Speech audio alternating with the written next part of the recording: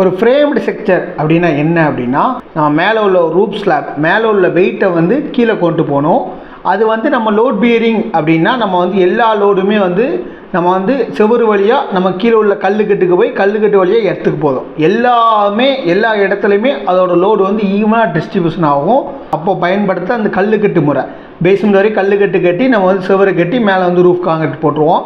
ஆனால் இது வந்து பார்த்திங்கன்னா ஃப்ரேம்டு ஸ்ட்ரக்சர். இந்த ஃப்ரேம்டு ஸ்ட்ரக்சரோட வேலை என்ன அப்படின்னா, நம்ம வந்து காலத்தை ரைஸ் பண்ணுறோம். காலத்தை ஃபுல்லாக ரைஸ் பண்ணி நம்ம எவ்வளோ தூரம் ரூஃப் காங்கிரீட் போடுறோமோ அந்த ரூஃப் பீம் கீழே வரைக்கும் நம்ம வந்து காலத்தை கம்ப்ளீட்டாக ரைஸ் பண்ணி எல்லா காலத்துக்கும் நம்ம வந்து பீமை வந்து டைப் பண்ணி விட்றோம். சரிங்களா? ஸோ ஒரு ரூம் உள்ளே வருது அப்படின்னா அந்த ரூம் உள்ளே வராமல் நான் அதெல்லாம் ஃப்ரேம்டு ஸ்ட்ரக்சரு எல்லாமே நம்ம என்னென்ன சைஸில் பீம் போடணும், அது எங்கெங்கெல்லாம் வரணும் அப்படிங்கிறது வந்து பார்த்திங்கன்னா எல்லாமே ஸ்ட்ரக்சரல் டிராயிங். உங்கள் பிளானுக்கு ஸ்ட்ரக்சரல் டிராயிங் வேணும் அப்படின்னா கீழே நம்பர் இருக்குது தெரியுதுங்களா, அந்த நம்பரை கான்டாக்ட் பண்ணுங்கள். உங்களுக்கு வந்து ஸ்ட்ரக்சரல் டிராயிங் ரெடி பண்ணி அனுப்பலாம்.